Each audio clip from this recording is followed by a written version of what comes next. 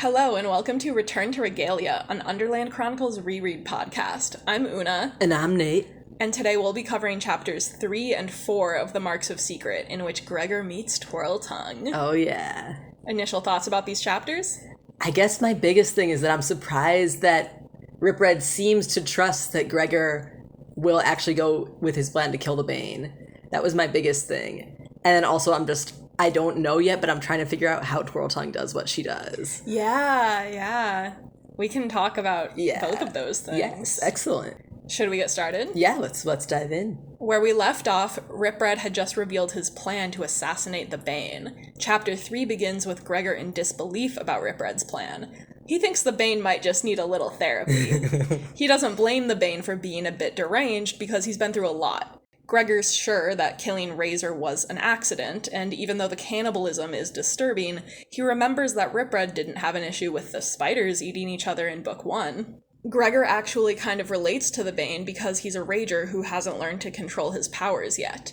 I think it's interesting the parallels going on between Gregor and the Bane, and like how Gregor is recognizing the similarities between them. Like, the Bane doesn't know his own strength and he's like accidentally hurting people, and Gregor is also afraid of that happening because of his rager abilities. Yeah, and it makes it kind of funny that Rip Red dislikes the Bane so much. And it's like, of course, Gregor has all those qualities, and Rip Red's a dick to him, too. Yeah. Gregor says he already spared the Bane's life once, and Rip Red says things are different now. Gregor asks why Rip Red can't just do it himself, and Rip Red says, because of the prophecy. Gregor doesn't know what prophecy Rip Red's talking about. He's actually been really content with the distinct lack of prophecies lately. Gregor suspects this is just Rip Red being manipulative again, like when he tricked Gregor into helping with the plague quest in Book 3. Rip Red's really, earned some suspicion. Now when he actually needs to convince Gregor to do something, he does not have any goodwill to call upon. Right. Rip Red says they were just trying to give Gregor a break after the last two quests. I'm assuming he means himself and Vicus decided this. To not tell Gregor about the next prophecy because the last two hit him back to back. Yeah. I don't know who else would be making that decision. Maybe the council, but yeah, or maybe Solovet. Yeah, does Solovet have just prophecy decision-making privileges right now? Yeah, I mean, I don't know. I think it's not until the next book that she gets taken off of house arrest because they're actually at war. Okay, nice. And they need her back, and it's come on, what was all that about if you're just gonna bring her back in? True. Okay, we're doing war stuff again, so we're gonna forget about all that trying to kill everybody. Right, exactly. Or accidentally trying to kill everybody. Developing bioweapons. Yes. On purpose, accidentally. Yeah. Killing people. Yeah. We will get to talk about that in Book 5. Excellent. So yeah, Rip Red is saying, we didn't want to scare you with another prophecy, but there is another one. And it's called the Prophecy of Time, and Rip Red says that according to his interpretation of it, Gregor will kill the Bane. Rip Red says he'll help Gregor do it, he just needs to bring his sword to the lesson tomorrow and not tell anyone, especially Vicus, about it. Just a side note, the narration says Vicus was one of the few Underlanders who Gregor was sure was looking out for him, and I think that's really funny. Yeah, wait, Gregor. I think Gregor and Vicus are correct in that Vicus is always looking out for Gregor, but he's not always doing the best things for him. That's true. Or he thinks that he's doing the best things for him. But he also thinks that the best thing is for Gregor to be the warrior. Yes, and also be in the dark about a lot of things. Right, to protect him. Right. Vicus thinks that the best thing to help Gregor is to keep him from knowing the full truth about stuff. Right, he's like, oh, it would be overwhelming for him. Yeah. So I think it's funny that Gregor is he's one of the few that is always looking out for me, but Vicus does not always make the best decisions when it comes to Gregor. Yeah, I feel like Gregor just does not have a lot of great options to choose from when it comes to... Exactly. Rip Red says Vicus feels guilty about Solovet's involvement with the plague, so if he knew Rip Red brought the Bane beneath the palace, he'd be obligated to tell the council. Gregor knows there's no point arguing with Rip Red, so he agrees to the plan for now, and Rip Red leaves. Gregor goes back up into the palace and finds himself in the hospital. Howard greets him, and the narration describes how he's underweight and covered in purple plague scars. Since the end of book 3, Howard has started training to become a doctor. I love Howard so much. Yeah. I'm really glad that he's back for this book. Yeah. I'm glad he's doing well, and his time in the hospital has inspired him to help others. Yes. I like that, well, I guess we're going to get to this in a minute, but when Gregor's mom talks to him, she's like, maybe you could become a doctor. Yeah, I have thoughts about that. Oh, boy. Okay. I do like how Howard and Grace are, like, friends now, because he is, like, so, like, he's working in the hospital and she's a patient, and, like, they're buddies now. Howard gives me the vibe of, like, one of your gay friends who's just super close with your mom, and it, like, weirds you out a little. You're like, can you stop, like, getting along so well with my mom? Like, they're, like, talking shit about you when you're not there. Do you have a friend like that? I guess not, really. But I feel like I know the type. Yeah, spiritually you know of this person. Yeah. Yeah. Howard tells Gregor they have a surprise for him, and they go into Grace's room. She's sitting up in a chair, and Gregor teases her by saying, "Now what do you think you're doing out of bed?" She jokes that she's been up and about all morning, which is obviously not true, because this is the first time Gregor's seen her out of bed since she got sick.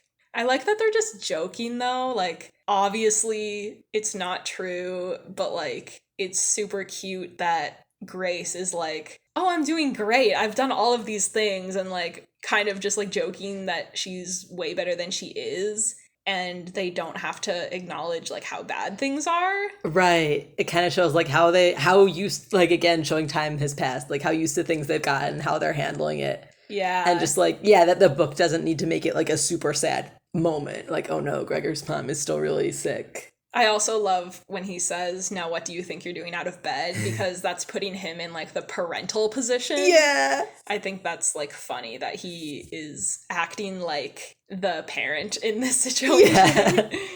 It just shows how much he's stepped up and taken responsibility for the family. Yeah. Even though he's joking here, it kind of betrays how he's thinking about himself. Right. I wonder if Grace, when he said that, had, like, a little twinge of, like, ouch. Uh-huh. Grace tries to stand up and get back into bed by herself, and even though it's only feet away, she barely makes it, and Howard and Gregor have to help her.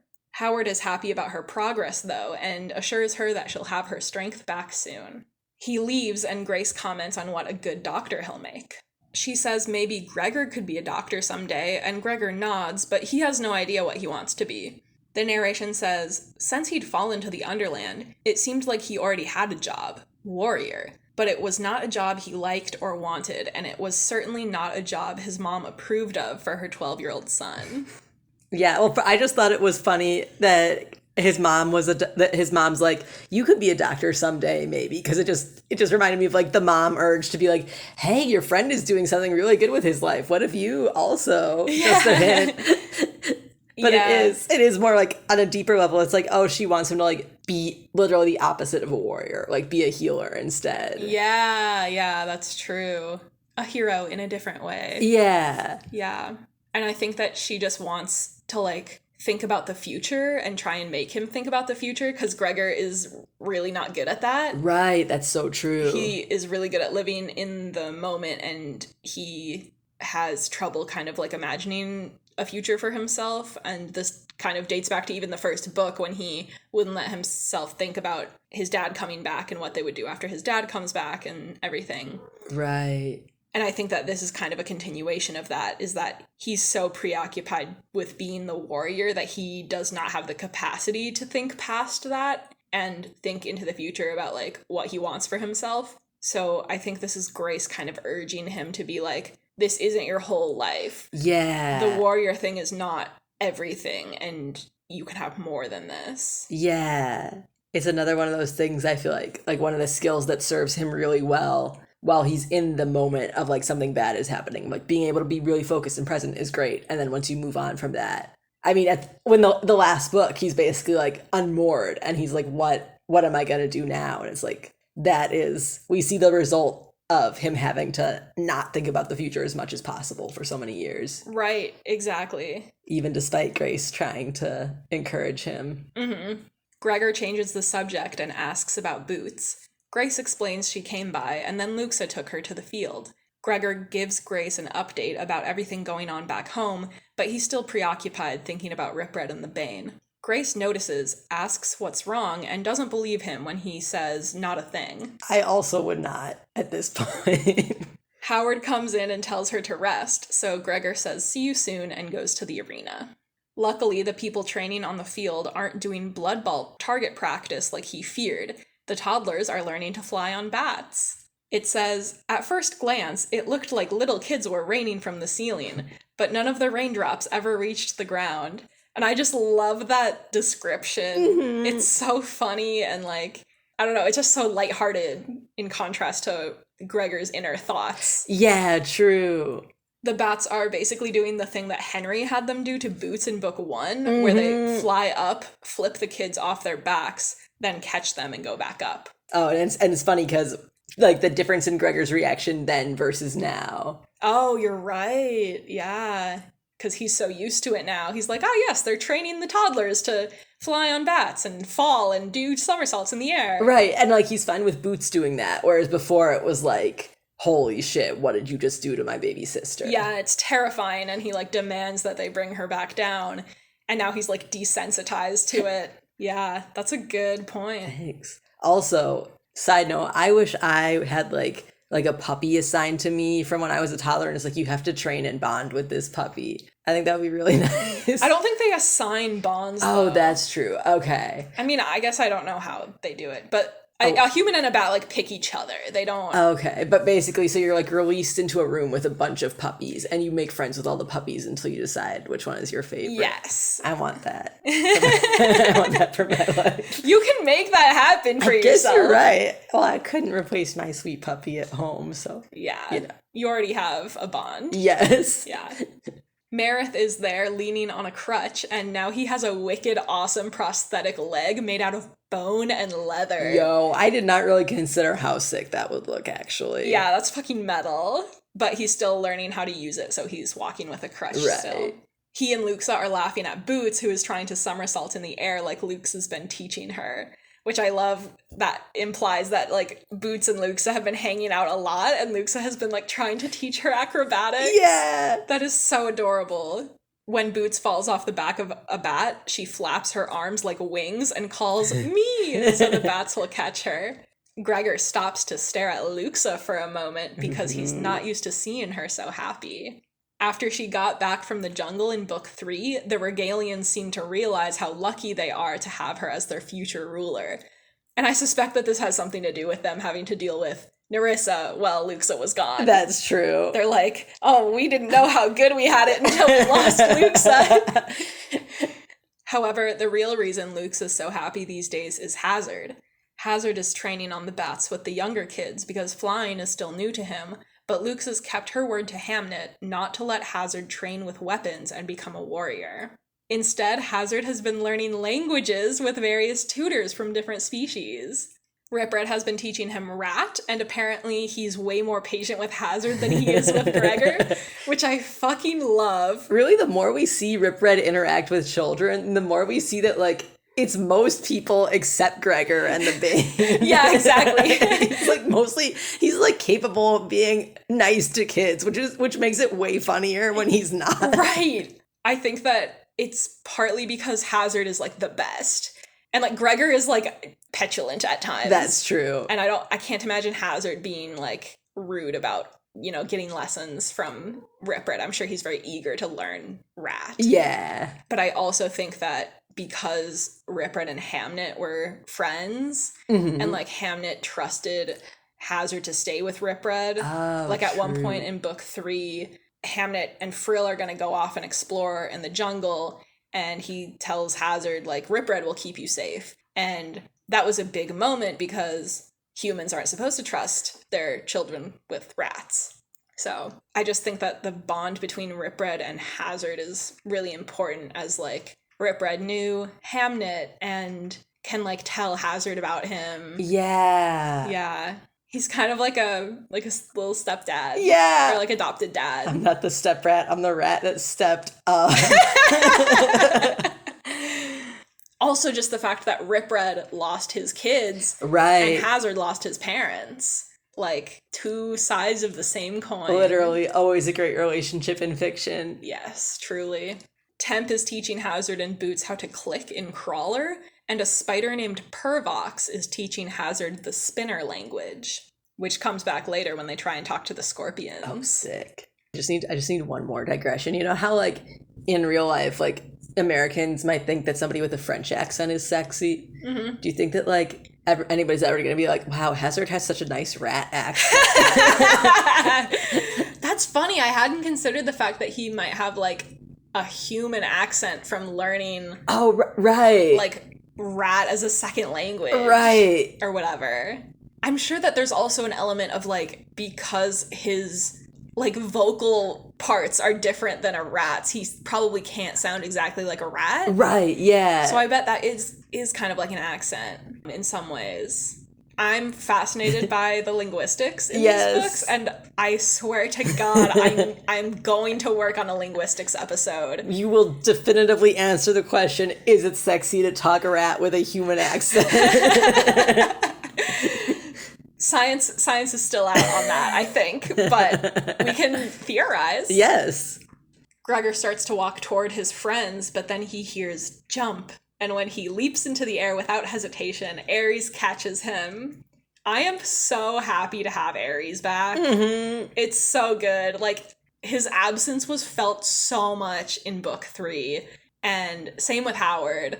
It is so good to have the two of them back in action for this book.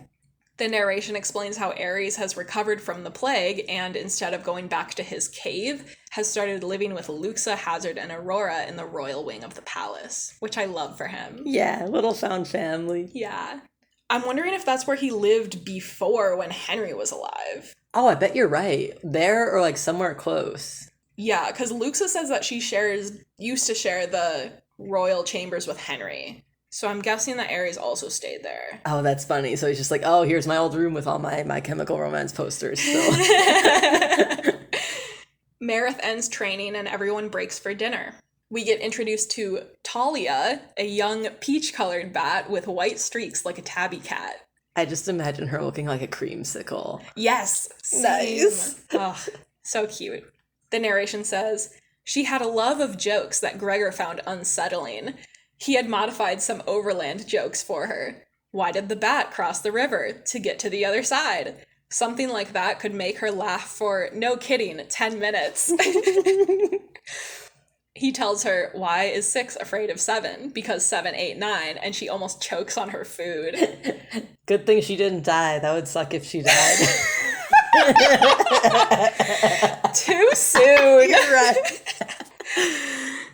I do love, though, that Gregor finds it really silly that she laughs at jokes so much, but then he keeps telling her new ones. Yeah. Like, he acts like he's annoyed by how amusing she finds it, but then he keeps, like, converting overland jokes to, like, make sense for her so that he can tell her more jokes. You're so right. That's so funny. So cute.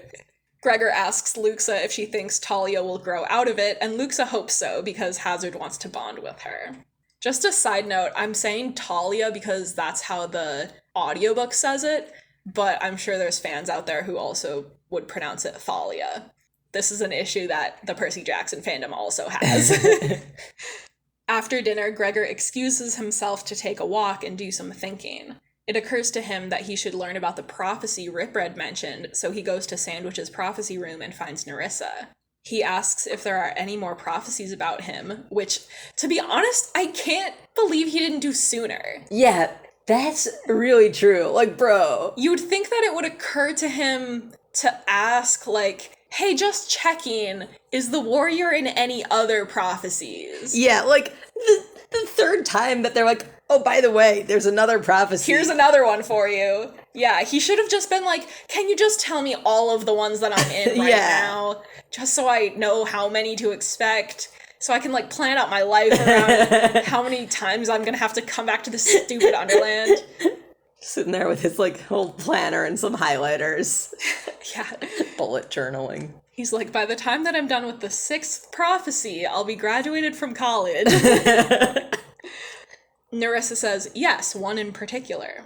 And I'm wondering if this is implying that there are others aside from the prophecy of time. That's what I figured. Because he asks, like, are there more about me? And she says, yes, one in particular. Which to me sounds like he gets, like, maybe mentioned offhand in, like, some other ones. Oh, that's true. But she's saying, like, oh, there's one, like, main one. But, like, yes, there are others where the warrior is mentioned. Oh, right, because the prophecy in this book is the one in the nursery room, right? Yes. And does it specifically mention... Or wait, Nerissa doesn't even know about that one, right? Yeah, and it doesn't mention the warrior. Okay.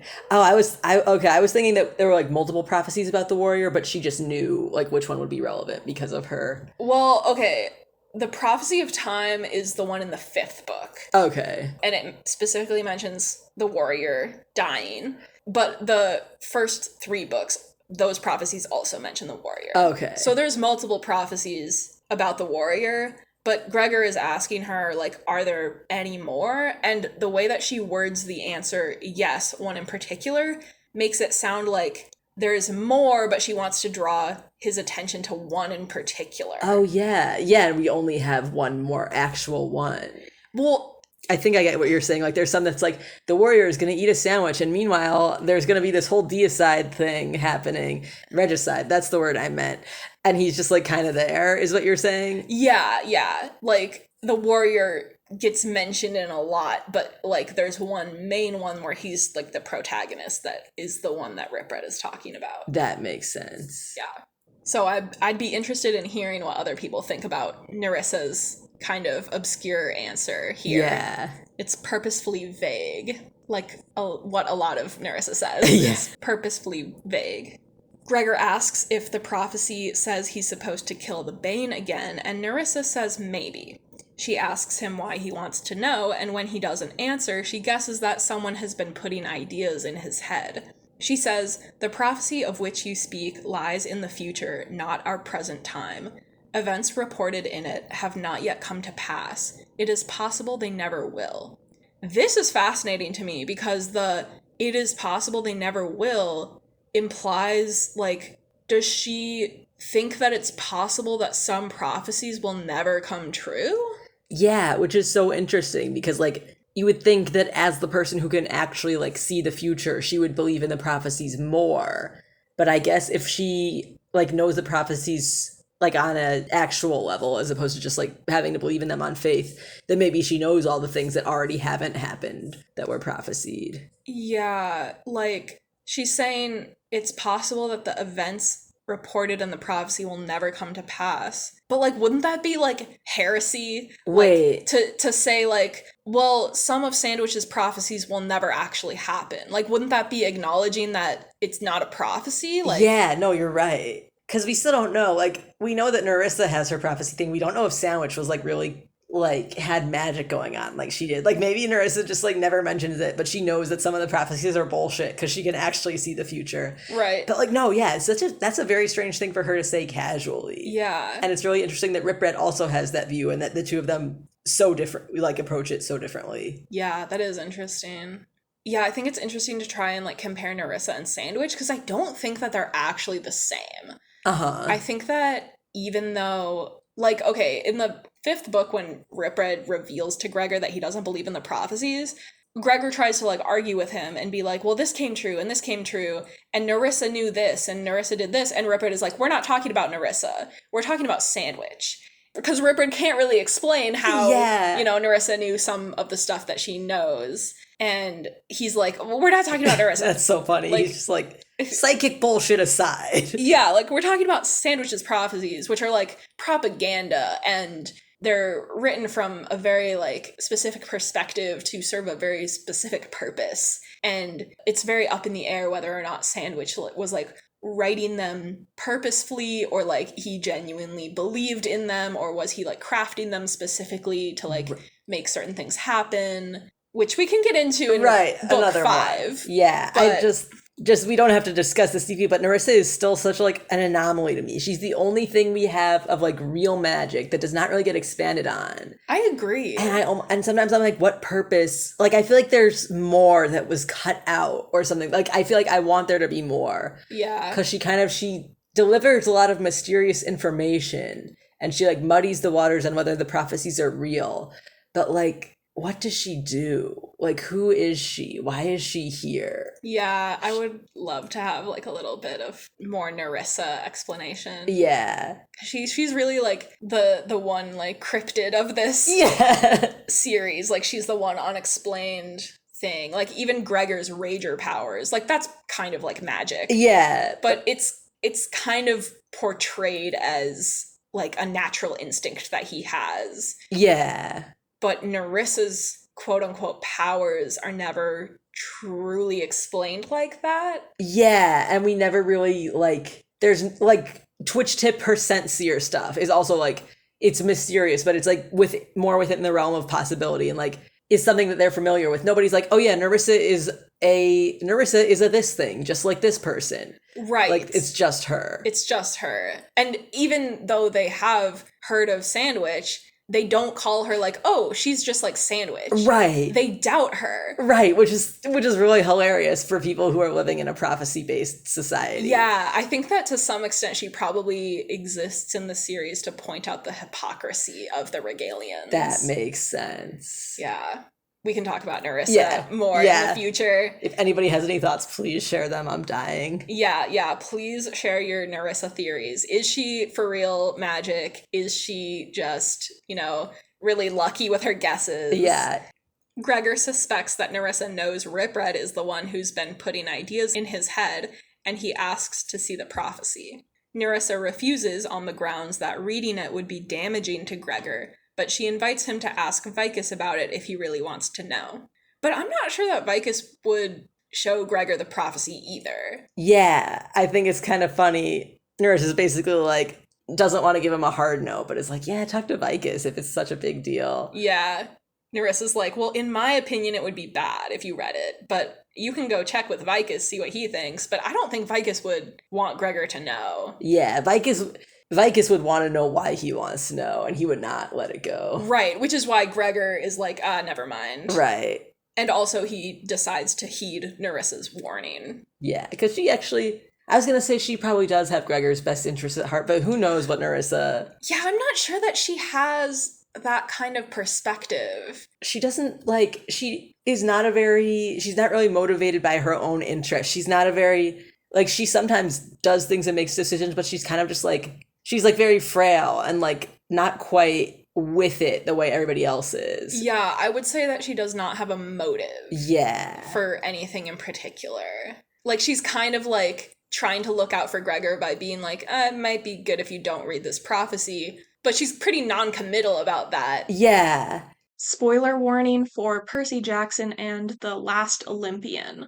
It seems like she kind of reminds me of the Oracle from Percy Jackson when Luke's mom, whose name I forget, becomes the Oracle, and it's just kind of has these flashes of things that she doesn't understand that drive her mad. And it's Nerissa is also just for no reason that she decided on has this knowledge and has to cope with having it. I feel like she could be she is a bit of a tragic character. We don't really get into it, but she just she's always starving. Nobody really likes her. Yeah, she always seems in bad health, and she kind of is tortured by her visions. That's what, I think Ares says that about her. Uh-huh. She doesn't really, have any friends. No. She kind of just shows up like an NPC in a video game to, offer, hints about how to play the game. You're so right. She's so interesting. She's one of my faves, but, we don't know barely anything about her, and yeah, now I'm thinking about how she really does not have a motive. We don't hear her thoughts about the war at all. Right. We don't hear her opinion about things aside from the prophecies. She barely reacts to Henry's death. Yeah. There's at one point where she pardons Gregor or Ares. Okay.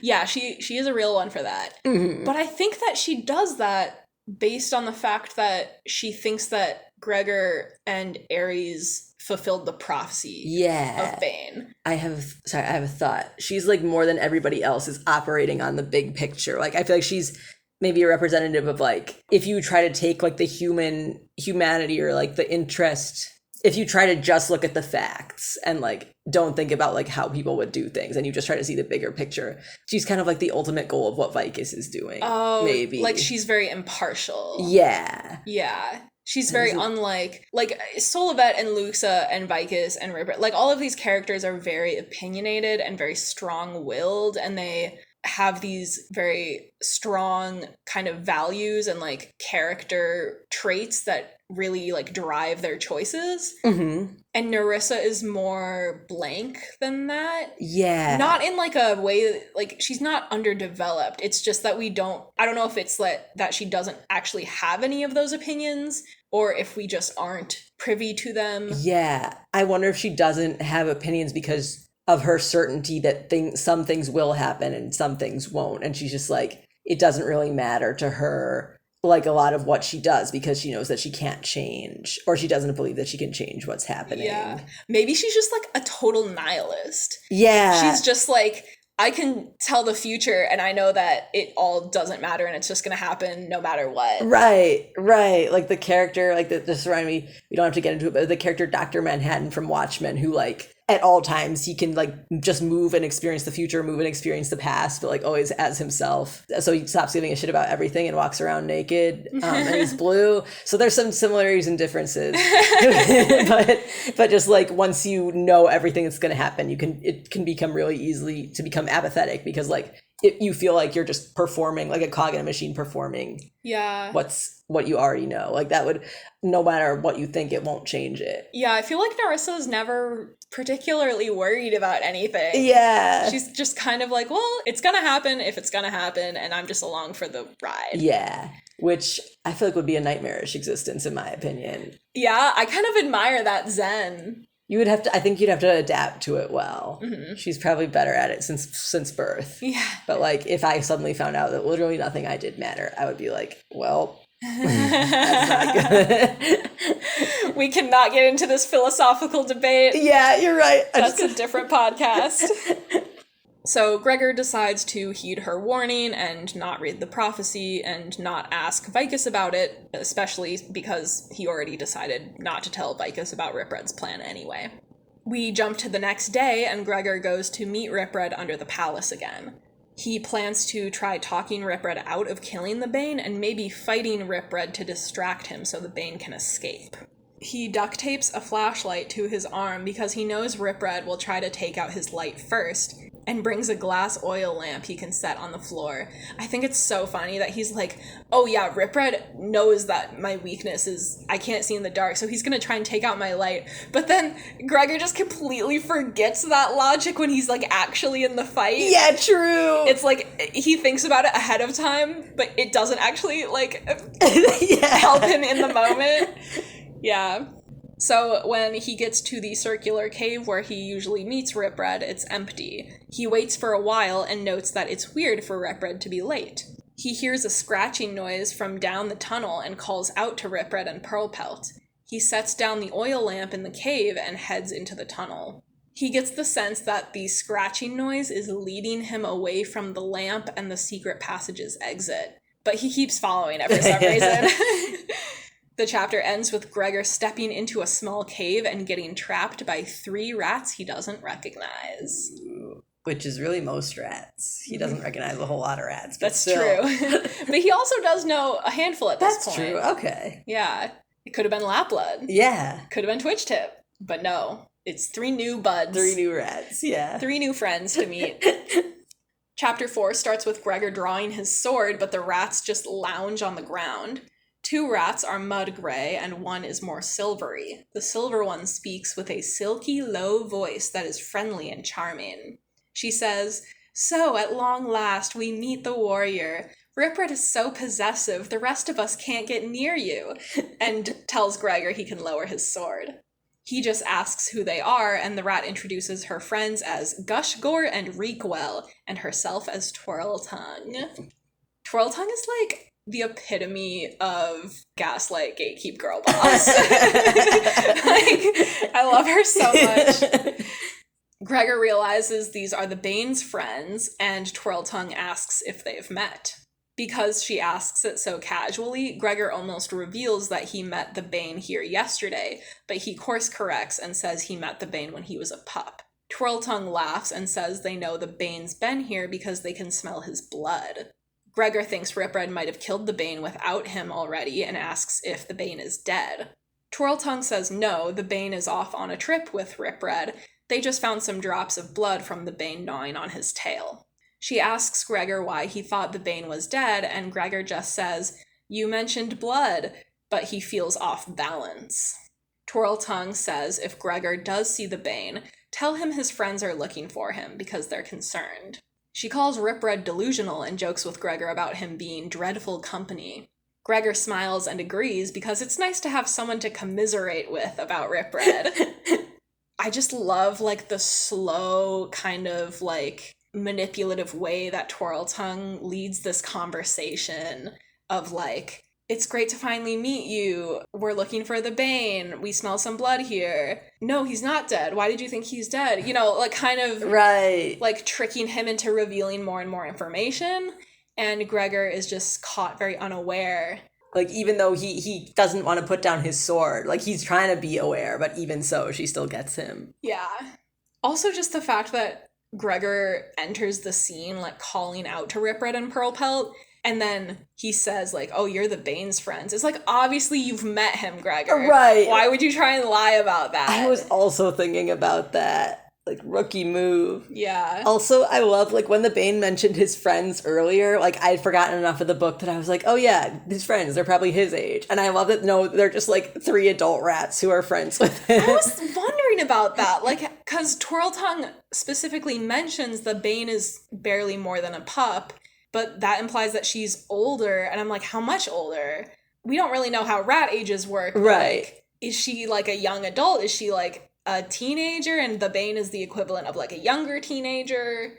I guess I always imagined Twirltongue was maybe just, like, a little bit older than the Bane. I imagine that she was an adult because it seemed like, I guess how Ripred talks about her doesn't necessarily mean she's been around for a while, but he was like, he knew her tricks. That's true. I think I'm assuming that she's, like, a very young adult. That makes sense. Yeah. It's just so funny. Imagine, like, you're looking for this kid and you just see 3 grown dudes and they're all like, yeah, we're his friends. Don't worry about it. Right. And it's like, oh, that's creepy. Oh, you guys are kind of sketchy. You know, like, in real life, if we Right. saw 3 adults hanging around, like, a younger kid Right. trying to, like, gain his favor, it's like, what are you guys up to? That's Right. not cool. But they just start shit-talking his parental guardian and Gregor's like, oh, cool. yeah. But Gregor's a kid. He doesn't have that perspective. Right. That's so true. Gregor's mom would be like, Gregor, get out of there now. Yeah, she would know. Twirltongue tells a story about being stuck in a cave with Ripred for days, during which he made up this poem about her. Twirltongue the Gnar believes she's a clawr, but Twirltongue is more of a pup, for she can't fight a cutter, although with some butter, she'd happily eat one for supper. Side note, this poem is the basis of my Underland cats theory. Oh, whoa, hang on. Because it says the word clawr. Oh, yeah. And I think that it could be read that, like, a clawr would just be like, oh, you're like an experienced rat who can fight. It doesn't have to be the name of a species, but it does follow the same kind of naming conventions that the species have in the Underland. Speaking of species and their conventions, Lola is attacking her box because she knows that we want her to be quiet. But, like, Ripred is trying to make fun of her by saying, like, Twirltongue thinks she's a clawr. And I'm thinking that, like, a clawr here represents something that is, like, slick and powerful and kind of, like, I don't know, like, it for some reason that's giving me cat vibes. Like something that it would be ridiculous for Twirltongue to think that she could be like. Yes, yeah. And, like, cats are known for their, like, coolness and sneakiness. And, yeah, like, most of them. Some of them are less cool and sneaky. She can be cool and sneaky when That's she true. wants. Yeah, that's true. Sometimes I, like, turn around in my room and she's there and I did not hear her come in. So I think that when Ripred is like, Twirltongue thinks she's a clawr, but she's more of a pup. I guess because he says, but Twirltongue is more of a pup, that means, like, he's comparing a pup to, like, an older rat that would be the clawr. Yeah. You know what I'm saying? Yeah. But I want to believe with all my heart that Clar is the Underland word for cat. I believe it. I'm with you. Yeah. Let me know what you think in the comments. Tell me, do you think cats exist in the Underland? And if so, how big are they and what are they like? Gregor and the rats all laugh at the poem and continue to complain about Rip Red. He starts to believe what Twirltongue is saying about Rip Red being delusional and paranoid. Twirltongue says to Gregor, "How I wish I'd met you before Rip Red did, but since I didn't, I think now would be a good time." And Reekwell lunges for him. Sick. Yeah, she's the best. Yeah. I love Twirltongue. Twirltongue reminds Reekwell not to spill any blood because they want Gregor to disappear without a trace, and suggests they break Gregor's neck. That's fucked up. I know, right? The way that she says it, too, is like, remember, not a drop of blood, break his neck. And the audiobook narration is like, also, I love her voice. Oh, that's great. Love the Paul Bamer narration. No claws, Reekwell, and no blood. We need him to disappear without a trace. Break his neck. Reekwell and Gushgore whip their tails at Gregor's neck, and he fends them off with his sword, but doesn't manage to do any damage. His rager powers start to kick in, and he's about to gain the upper hand, but then Gushgore's tail smashes his flashlight. The rats laugh at him, and Gregor realizes this is the exact thing Rip Red always warned him about, not being able to fight in the dark. And it's like, what did you think all of these lessons are for? Like, you're in the Underland. Yeah, it's so funny. dark all the time. Why did you think this wasn't going to be necessary? I mean, I get it, I guess. You just don't think, people tell you to prepare for certain possibilities, and you're just like, that'll never happen. Right. I don't need to worry about that. A tail knocks him sideways, and he starts to crawl on the ground and call out for Rip Red. Gregor thinks he's about to die, but then he catches sight of the lantern he left on the floor of the other cave. He makes a run for it, throws his sword behind him, and grabs the lantern. Just as Twirltongue leaps into the cave, Gregor smashes the lantern on the floor, and it makes a wall of fire in front of her. Gregor bolts up the stairs and slams the door behind him. As soon as his fear subsides, he feels embarrassed about crawling on the floor and calling for Rip Red.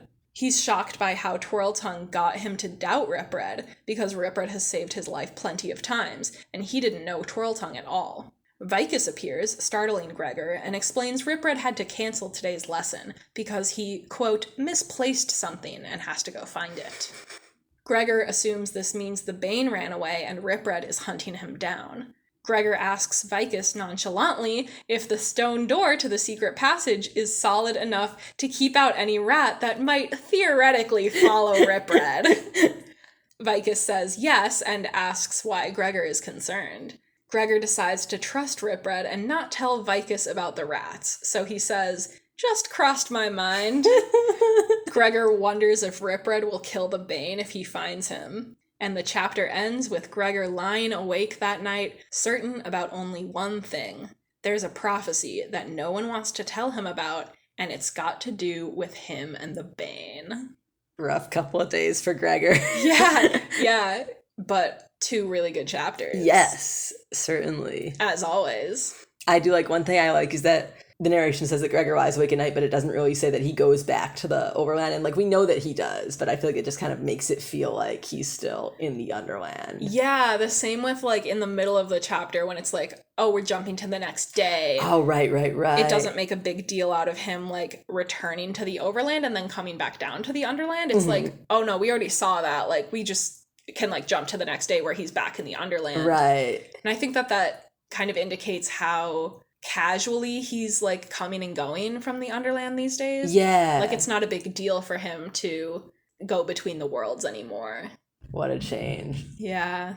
Some good things to think about in terms of the prophecies and Nerissa and Twirltongue. Like you said, how does Twirltongue do what she does? Yeah. She's got a kind of charm speak thing going on. Yeah. Which is a thing in Percy Jackson. Oh, right. Well, she asks a lot of questions and she gives details that hint at something. But I'm not saying I would do better when faced with an incredibly persuasive rat, but Gregor really seems to walk right into some of the things she's doing. Oh, yeah. Yeah, I think he's maybe just a little bit too trusting. Yeah. I think that he is easily won over by the fact that they're like bad-mouthing Rip Red, and lately he has been so frustrated with Rip Red that that's like an easy kind of target for them. That's like a chink in his armor that they can exploit. I think it's so funny that like he and the Bane commiserate over Rip Red, and like at this point I feel like it's a strategic weakness that Rip Red's being such a dick. Yeah, right? Like Rip Red just like give him like throw him a bone or something so that he doesn't feel the need to talk shit about you with everyone he meets. Yeah, for real.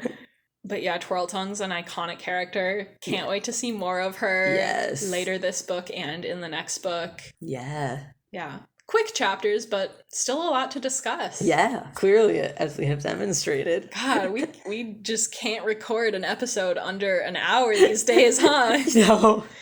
Thanks so much for joining me, Nate. Yeah, thanks for having me on. Of course. Next week's episode will cover chapters 5 and 6. Hey everyone, it's Una just jumping in at the end of the episode here with a quick announcement. Return to Regalia won't be releasing episodes weekly for a little while. This is because summer is a really busy time of year for my day job, and I recently got a promotion, so I'm taking on more responsibilities at work. So producing and editing 2 podcasts on top of that has become a little much, especially because the Return to Regalia episodes are getting longer and longer because of how much there is to talk about in these 2 last books. Above all, I want to make sure the episodes I put out are fun and high quality, so I'd like to take a little longer than a week to record and edit them. So for the rest of the summer, Return to Regalia episodes won't be releasing on a set schedule. They'll just happen whenever I can get them out. Make sure you're subscribed to the podcast wherever you're listening and follow us on Tumblr and Instagram to never miss an update. Thank you so much for your support and understanding. Now, let's let Una and Nate from the past wrap up the episode. Thanks for tuning in, and until next time, fly you high. Fly you high.